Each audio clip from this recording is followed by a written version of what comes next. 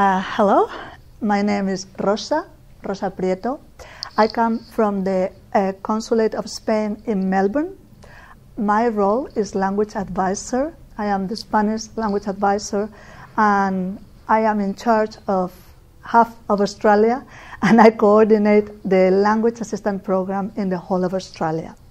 My office, the Spanish Education Office, depends on the Spanish Embassy, and we are here to try to promote more programs in Spanish and more activities so we can get Australian and Spaniards more related. And of course, not only Spaniards, because we are trying to connect Spanish, so our link is for the whole Latin American world.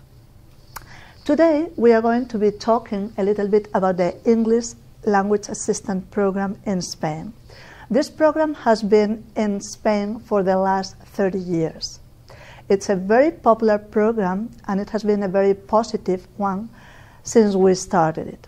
The basic point of this program is that students from different countries, university students who are about to graduate or have already graduated, will come to Spain to teach English, and at the same time they will be the ambassador, the cultural ambassadors of their country in Spain. So you are teaching English and you are promoting your own culture. The program has grown in the last 30 years. In Australia, it started 6 years ago. We started with 4 students the first year. It grew to 9, 16, 57, and last year we sent 108. We have high expectations. We expect that this year we will have even more. The Spanish Ministry of Education would like to have language assistants from all the English-speaking countries. So we have people coming from the States, we have people from Britain, Ireland, we have people from Malta, and we have quite a lot of people from Australia, South Africa. So the program keeps growing and offering a wide variety of cultures that come to Spain. And of course, it's a great link for all these people from all these different countries that come and then go back to their countries with this cultural background of having lived in Spain for a year. Sometimes they renew for a longer period of time. So let's have a look at the basic points of the program. Of course, you know that Spanish is one of the most important languages in the world. And when we are talking about choosing a language to learn and having this cultural experience, Spanish is one of the basic ones to have nowadays because it's a global language. Spanish is spoken in 21 countries worldwide. 450 million people speak Spanish. It's the second most spoken language in the world. It's gone over English because it's so extent, because if you add up the number of native speakers of Spanish and the number of speakers of Spanish as second language, altogether it has gone over the number of English speakers. The first one will be Mandarin, but of course the problem with Mandarin is only spoken in China and not in the whole of China because they speak different languages there. So Spanish is your key to the world, really, for the next years. The program is not only a language program, it's a cultural program. What we want is cultures moving and multiculturally expanding in both countries, in Spanish, in Spain, and in Australia. You will become a teacher aide in the class. You will not become a teacher, but it is like a platform for some people who haven't even considered becoming a teacher before. When they come back, they really enjoy the experience of being in the classroom and they go back to teaching. So all the different Australian governments in the different states are very interested in recruiting new teachers. So this will open lots of opportunities for all the people in the future too. Of course, it's an unforgettable experience because you will be able to spend some months in a different country and you get to know its culture. And there are many vacancies, so it's very important. There are many vacancies for Australians. And you can choose living in big cities, living in small towns, so there are lots of options for you so you can adapt the program to your needs and to the things that you like. Hello. We are thinking about Spain, which is a very small country in comparison to Australia, when we think that Spain like 16 times Spain will fit in the whole of Australia. However, Spain has 45 million inhabitants and Australia only has 21. So you're going to have it a little bit more crowded when you get there. The good thing about Spain is that it's a country of great variety. So from the north, the green north, to the south, where you can find the white villages and the flowers, there's a lot of different options. Of course, you can ski there in the Pyrenees, or you can explore the old cathedrals in Castile, or explore Don Quixote's area in La Mancha, or you can go to Barcelona and see their wonderful architecture there.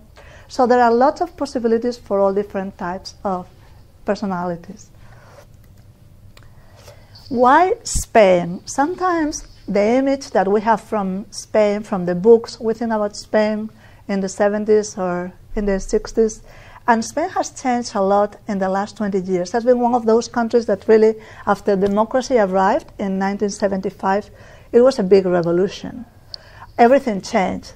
The personality of the people and also the different transportation systems, the fact that we integrated in the European Union so fast has created this very modern and vibrant society nowadays. So you can find places like Barcelona, or you can find places like Valencia, Sevilla, Granada, Barcelona again, and Bilbao with the Guggenheim Museum. So for those interested in the old art and the new art, there are options for everyone there.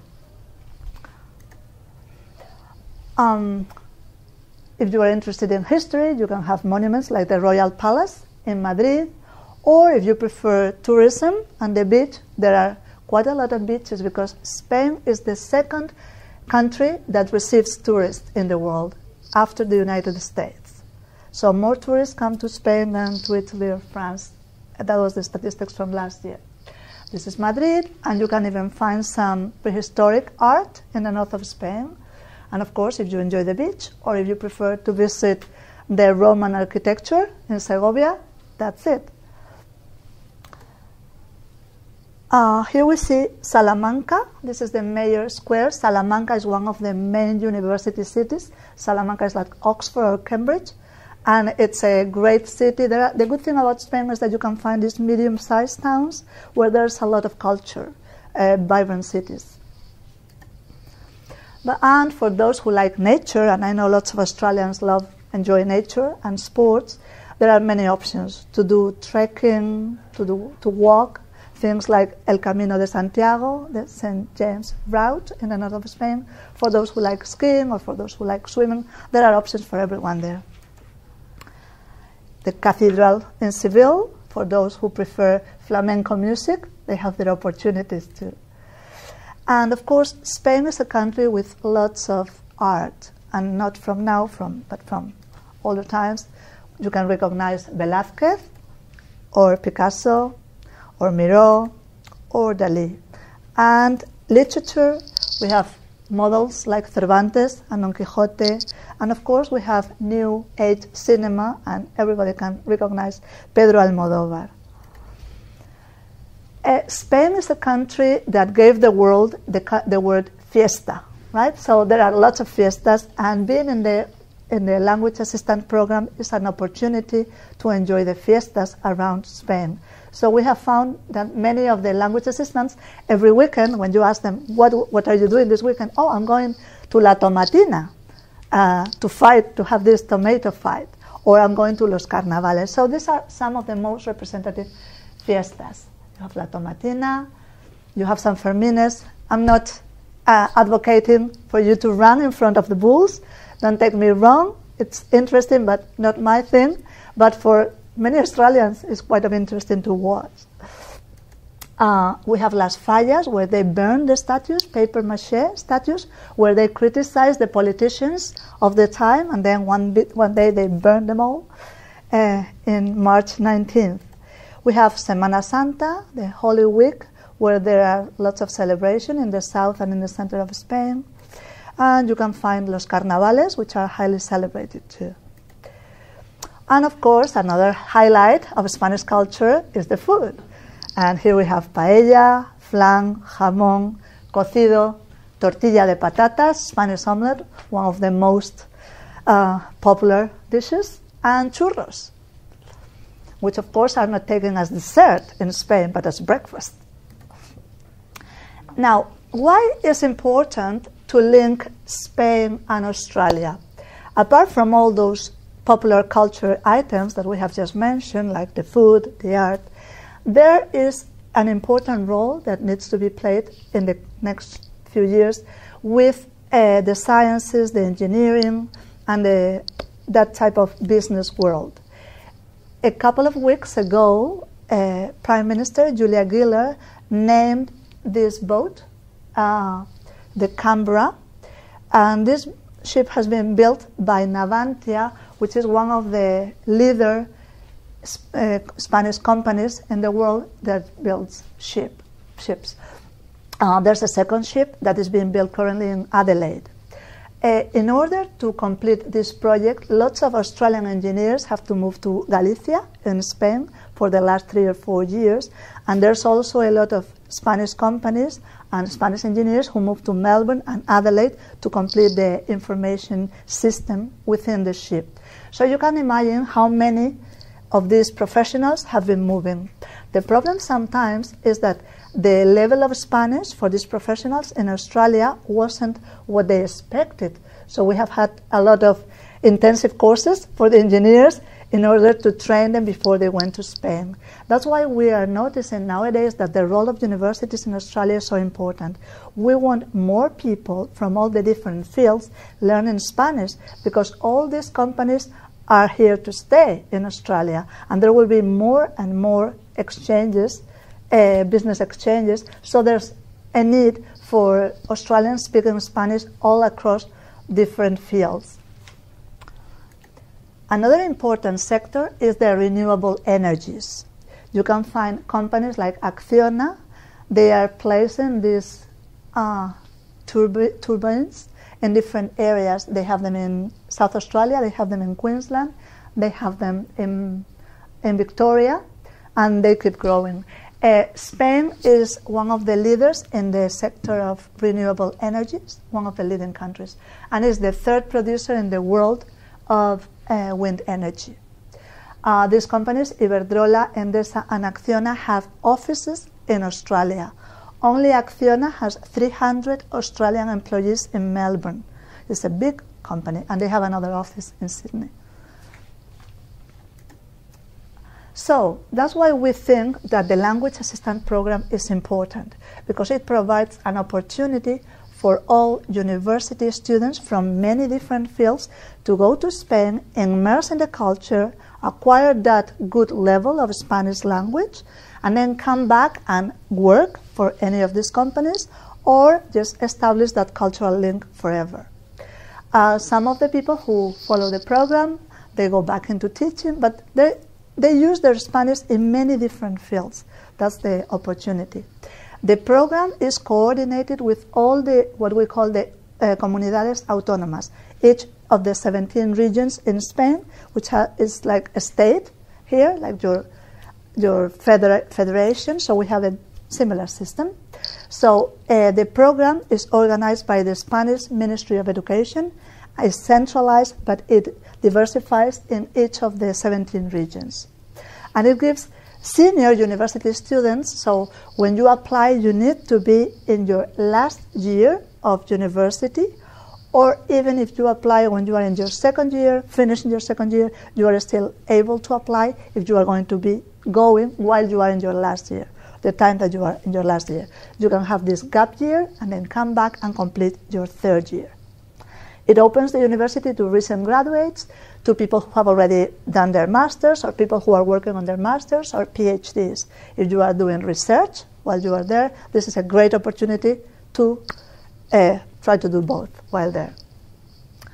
And the good thing is that the Spanish students get a lot of benefits from this, because they are getting these Australians telling them about their culture. Where can you go? You can go to any of the 17 regions in Spain. When you apply, the application is done online. you choose 3 of your favorite regions. You don't choose a city, a specific city, you have to choose a region. But you can choose within that region, you are given the opportunity to go to a rural area, to go to a small city, to go to a medium-sized city, or to go to a big capital city. So we try to cater for all the different tastes. So there have been people who prefer to go to Andalusia, those more interested in the nice warm climate, but people who prefer the green Spain, they went to Galicia, Asturias, Cantabria. A lot of people discovered La Rioja, which is one of those areas you don't hear much about, but La Rioja is a small community and is the biggest producer of wine, right? The biggest producer of wine in Spain and for many countries in the world. Other people prefer to be in Catalonia or in Madrid. Not all the regions participate in the program every year. So, for example, this year Catalonia is not participating or Castilla-La Mancha is not participating, but they took part last year. So it changes from year to year. But still, there are many options. From the 17, if there are 2 or 3 regions that don't participate, you still have a wide variety of options to go to. And of course, the islands are also a possibility. So some people prefer to go to Canarias. Some people, the ones who are into disco dancing, they might want to go to Ibiza and do a little bit of dancing over there. There are 2 Spanish cities in the north of Africa, Ceuta and Melilla. Sometimes some positions are offered there. So this is the listing of all the regions. Sometimes when choosing the region, we have to keep in mind that Spain is a multilingual country. So we have communities, regions that are bilingual. For example, in Catalonia and Valencia, they speak Catalan, right? And in the Balearic Islands, they speak Mallorquin, which is a variety of Catalan. In the Basque country, they speak Basque. And in Galicia, they speak Galician. So for those of you who are interested in improving their Castilian, maybe you prefer to go to one of the monolingual regions. That's an option, right? Because sometimes people might be a little bit confused when you get your Spanish plus your Basque. Then it might create a little bit of a conflict. But as you see, there's quite a lot of big red spot where you can go, and there's this monolingual. And also the north, although it's marked because they have like some part of dialects there, but they still speak Castilian Spanish. What type of schools can you be assigned to? Remember, you are not going to university. This is not a university exchange. You are placed as a language assistant in a school, and you can choose primary, secondary, or language schools. In the government system in Spain, we have a type of schools which are languages, official languages school, where language teaching is provided only for adults, although they start teaching after they are 14. Students who are 14 can attend those after-school language schools. So you can go to primary schools where students will be from 3 to 11 because early education in Spain has been implemented and students start when they are 3. And bilingual programs are being implemented from an early age. That's why these bilingual programs have become so successful, because when children finish high school now, they have been listening to the foreign language for 3 hours every week for all their career at school, very different from what we have here. So we can ask for secondary schools, or we can ask for these escuelas oficiales de idiomas. And they exist in all the different regions in Spain. Now, in order to apply, what are the requirements? The first thing is that you need to be an Australian citizen, because this program is an agreement between the Australian government and the Spanish government. So sometimes we get lots of queries from people who are residents, but they are not citizens, and unfortunately we cannot accept that because of the type of agreement that the program came from. You need to be a university senior student. That means you have to be in your 3rd year, or you can apply when you are finishing your 2nd year. But you cannot apply if you are in your 1st year yet. Or if you are already in possession of a bachelor degree, master's degree, or any other postgraduate degree. Of course, you need to be of a good mental health, because you are going to be surrounded by children, and you know how having 30 children in a class can turn everybody crazy. So it's good that your mind is pretty stable before you get there. So for that, you will need a letter from your GP indicating that you are able to teach. You will also need to have a clear police record. So you need to apply at your local police station for a name check. It might take 2 weeks, and that's another of the requirements. Although these 2 requirements, the police record and the medical certificate, won't be necessary now at the application time. Those will be necessary when you apply for your visa. So these are the 2 requirements for the visa. And of course, you need to have at least a lower intermediate knowledge of Spanish, because we want that when you arrive in Spain, you are able to communicate, you are able to go to the bank and open your bank account, start finding accommodation. So there are certain things that you need to do, and in order to do that, it's good that your level of Spanish is of an intermediate stage. Now, what extra things could you do? Good things to have extras will be additional degrees in any other specialty.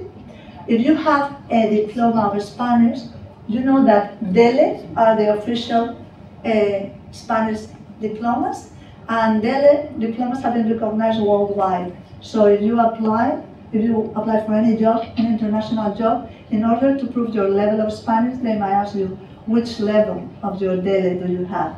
And there are 6 levels that have been established following the European framework of language. Any other knowledge of languages is positive, so if you have any other background with a 3rd language, that would be great.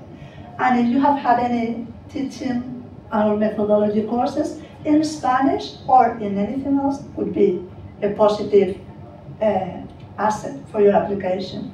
Any experience living or working or studying abroad will be taken into account too. So if you have had another experience, if you have been in France or somewhere else, or in China, spending a few months, all those information should be included in your application. And any prior teaching experience. When we talk about prior teaching experience, remember that it could be if you have been teaching a surf course, or if you have had a first aid course, anything like that will be good for your application. Now, the timing could be a problem when we think about the Australian calendar and the European calendar. So the Spanish school system starts in September, the school year, and it finishes in June. We expect that the language assistants are going to start their work on October 1st. And they will have to be in Spain until the end of May. In some regions, like Madrid, they expect their assistants to be there in September 15, and they will continue working until the end of June. So there is a difference in that case in some of the regions. There is a little variation. When you can see the calendar, you see lots of pink spots. Those are the holidays, and there are plenty of holidays in Spain. And then you will get your Christmas holidays, your Easter holidays.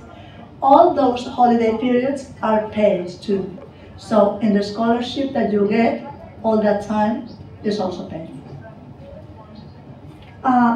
The interesting thing about the program is that in Australia we have a special intake in January. So we have a list of positions selected and reserved for Australian students that can start at the beginning of January. So instead of starting October 1st, these people will be starting the 8th or the 9th of January with the 2nd term in the Spanish calendar. There are not many positions for that, because if we have over 100 positions starting in October, there will be just like maybe 15, 20 started in January. Of course, it's much beneficial for everyone to start in October because you get training sessions, you start at the beginning of the school years, and for those people who start in January, there's not that. So that could be an issue sometimes. But there's that possibility for some people who is very limited, want to finish their 2nd semester here, and then they won't start. And then once you finish your 5-month period, you can renew for the next year while you are there. So you can extend your stay. You don't have to keep it in the 5-month period. Okay, how do you apply? The application is done online, and the website is www.educacion, spelled the Spanish way, .es/profex. That's where you will do all your application online. Once you do your application, you can choose 3 regional blocks. So your 3 favorite regions. When you complete, to put all your information and upload your transcripts, your certificates, your letters of recommendation, your application is ready to go, then you print it, sign it, and send a copy of just those 2 pages to the embassy in Canberra, the Spanish embassy in Canberra. And then you need to remember that you will need original versions of your medical certificate and also of your police check that you'll have to keep for your visa. Okay? Those are not included in the application. Now this is the interface that you will see when you get in Profex. Now, we have an issue. It's all in Spanish. So it could be a little bit difficult sometimes. So for those people interested in applying, we have produced a step-by-step guide in English to follow the process. So it makes it much easier. Now the first thing, when you open this Profex page, you will have to access El Servicio online. So you will click there, and then you will get this screen, and then you will have the word registrarse. So you have to go and register first there. When you register, you get this screen, so you need to incorporate here your name, your first last name. Remember, we in Spain and in Latin America, we have 2 last names. So you have the space for your first apellido and your second apellido. You'll have to ignore your second, okay? And then try to put your middle name in the primer apellido. Then you complete that information with your passport number and your password that you create and your username. And then you will have to give an email. You will receive an email once you complete this part. You click on your email and you are ready to go. Then you will go to the main page again, and that's when you start your registration process. You will have to start including your academic data, your personal information, and you have to upload all those documents we mentioned. So you include your transcript, you include a 300-word essay that could be done in English or Spanish about why would you like to join the program, and you need a letter of recommendation of a teacher. It could be your Spanish teacher or a different teacher. It's good if it's your Spanish teacher, because in that letter, your Spanish teacher will be able to establish the level of Spanish that you have. So that's probably the one that knows better where you are at. Okay, so what do we need? We need a copy of your passport, and if you don't have a passport at the moment of applying, that's okay. You can just apply for it and say that you are just in the process of getting your passport. We need a passport photo. We need the official copy of the transcript. It needs to be the official copy, not one of those that want downloaded and non-official, so try to get your official copy. If you have it already at the university degree, you will have 2 spaces in Profex, once for your transcript, once for your diploma. If you haven't graduated yet, you just put your transcript. That's fine. You did the testimonial letter that we mentioned from the teacher, your 300-word essay that could be done in English or Spanish, whatever you feel more comfortable, and then 1 copy of each of those documents. Well, just in the letter usually is the one that tells about your Spanish level. Usually this document will be the same one of the testimonial letter, because it will come from your Spanish teacher. In case you take it from another teacher, you will have to get something that indicates your Spanish level. Okay? More things to submit, but this will be on the second stage. And those are the police report and the medical clearance. Remember that the doctor will have to say something like this, a sentence that indicates that the applicant does not possess any mental or physical illness that will impair him or her from completing his or her duties as a language and cultural assistant in Spain. Now, important dates. The last day for submitting your applications is April the 2nd. So we still have 2 weeks, which is enough time to complete everything. But remember, this program happens every year. So if you think that you are not ready for the next intake, keep it in mind, have a look at how it works for the following year.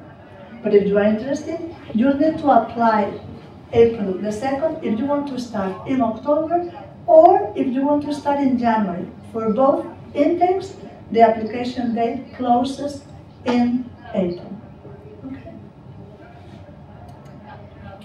Now, how are the candidates selected? Well, the education office, the embassy, is responsible for the selection process, but what we do, we have all the applications and then we send them to Spain. So the Spanish Department of Education has an office, and then those are the ones who evaluate all the applications. And we have had a great level of success in the previous years, because I would say that between 90 and 95% of the applicants, since they got all the requirements, they got accepted. So it's a very high level of acceptance there. Once you are accepted, once you receive your email indicating that you have been accepted, then you'll receive instructions to apply for the visa.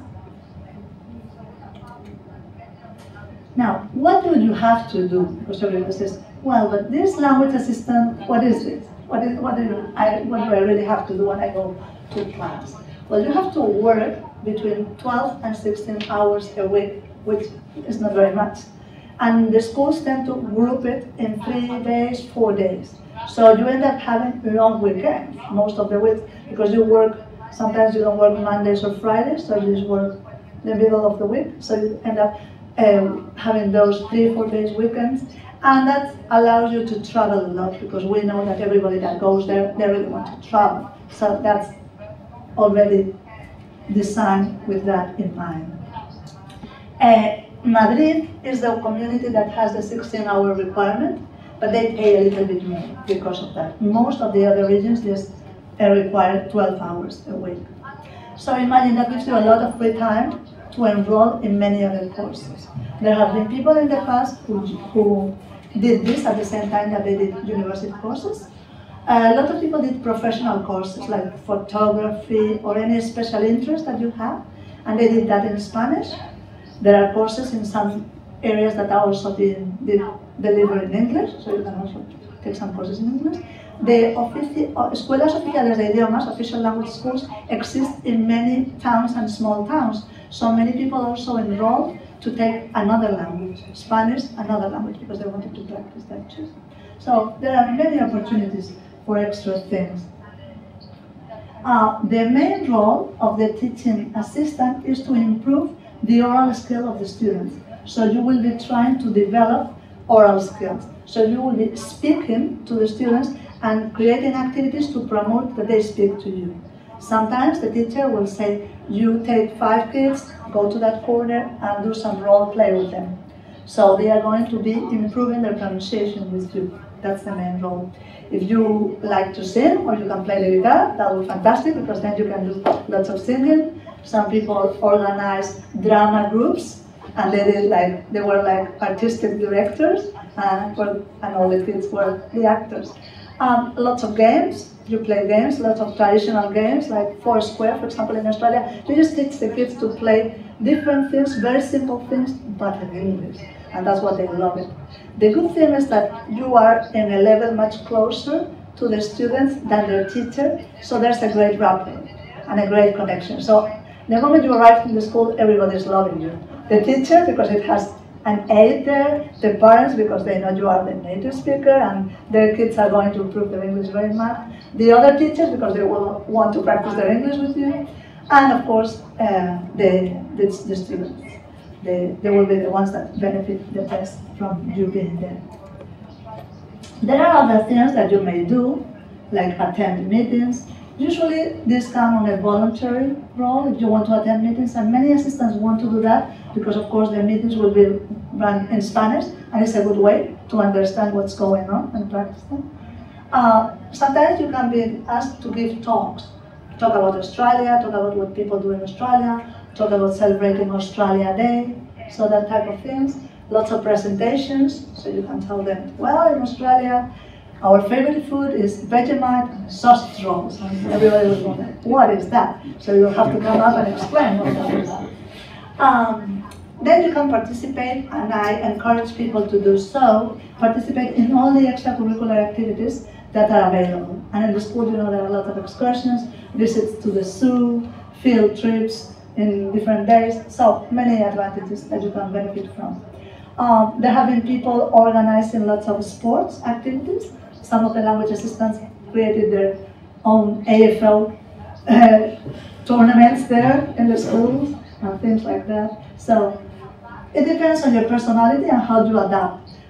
You will have a lot of freedom to do whatever you want with the school teachers. So just volunteer yourself to do as much as you can.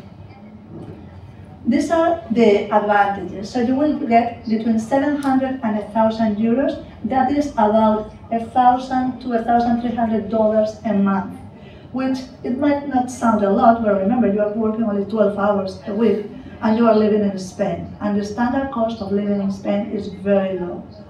A coffee will be €1, and a good quality coffee. If you go to a restaurant, you can get a 2-course meal with dessert and a drink for €9. So that will be like $12. So yeah, you can put some weight while you are there. So be careful, you'll have to do some running. The best thing is that you get full medical coverage, and that usually is a lot of money. So in the program, it's already included. So that's something that makes you feel confident while you are there. It is good that you have some travel insurance before you get there, just for the trip or just for the days that you are going to be there before the school starts. So if you plan to get there September 15 and you are not going to start school until October 1st, you may want to get that travel insurance for those 2 weeks. But once school starts, you're fully covered. And sometimes some regions, they are even offering 2 weeks before. So it depends on the regions. At the end, you will get also orientation sessions when you are there. Those are usually offered in each of the cities. So when you arrive, some of them have the orientation sessions 2 days before you start school. Some of them have it the week before you have already started. Those orientation sessions have to do mainly with red tape and all the paperwork that you have to do to complete your identity card in Spain or your bank requirements to get your money paid, all that type of stuff is covered there. However, we also organize orientation sessions in Australia before you leave. In the previous occasions, we did it in Sydney, and we did it in Melbourne. There was another in Perth. And if there is a cohort good enough here, we will have an orientation session in Brisbane too. At the end of the year, because this is an official program from the Spanish Department of Education, you will get an official certificate indicating that you have been working for an official institution. So this is very good. It looks really good in your CV for the future, because it's like a full year of work in a foreign country. Now, remember we mentioned that it's possible to start in January for the 5-month program, but you need to start your application now at the same time that the regular program. The thing is that in those cases, you won't get a position until mid-November. So your application starts, it's admitted in the system, stays there on a waiting list. In November, we get the list of vacancies available, and that's when I will be calling you and telling you there are opportunities to go to Andalusia, Galicia, Madrid, which one would you like? And then you can choose from the ones available. The people who start in January, usually because of the Christmas season is really long in Spain, we celebrate the 3 Wise Men Day on the 6th of January, so students don't go back to school until the 8th of January, that's when you will start. And then once you finish this 5-month period, it's possible to continue and start a new complete year if you want to stay. Also, renewals are possible. So if you are there, you like it, you want to stay in the same school for a 2nd year, you don't need to come back to Australia. You can just renew your visa there and stay there. So you can take July and August to travel around Europe, and then come in September and you'll have your position in the school there. It is possible also to change schools. a lot of people want to benefit from the opportunity to get to know Spain well. So if you have been in a school in Madrid the first year, maybe the second year you prefer to go to Santiago de Compostela in the north and have opportunities to do the Camino de Santiago, for example. So that is another option. So you can choose a change of regions, a change of schools. In that case, it's very easy to apply because all your information is already in Profex. So in those cases, the only thing you need to do is to get a letter from your principal indicating that you have performed in your school very nicely, and that's good. And then you need your letter of motivation again, explaining why you want to do it again. And once completed and signed, you send it to the local education authorities, and you are in the system. Now, these are some links. This is where we have our office, the Spanish Education Office. So this is the website where you can find all the information about the program, and there are many documents. So if you go to www.mecd.gov.es/Australia, we can stop there, you'll get into the Spanish Education Office page. And all the information is there in Spanish or in English, and the guide to apply for the program is there. At the end of the link, there are a series of links to YouTube spaces where you can find what people have been doing while they were there. And those are the best opportunities for you to see what's the real thing, what are people doing in the class. So here you see that kind of gives you an idea of what is expected of the language assistant, what they have to do in the class. And there you can see how, if somebody can sing, if you want to rub them like mummies, you can do that. So there are many opportunities. And of course, the important thing is that you see how many pictures of the different area. This was Extremadura, one of the less known regions in Spain. This guy had a great time, and he was traveling all over the place and enjoying the different festivities and all the different festivals. So as an experience, it's a great way to do it because you have the professional side of it, you get integrated in the school, you have plenty of free time to travel, to get to know Spanish people. When you arrive in the school, the atmosphere is very kind to you, so it's a good way to land in a country. You get everything settled for you. They will help you finding accommodation. Accommodation is something that you have to cover with your scholarship, with your 700 euros, and you also have to pay for your flight. It's important to remember. And when you arrive, it is expected that you have some savings, because wherever you go when you are traveling, you need to pay like your first month of rent.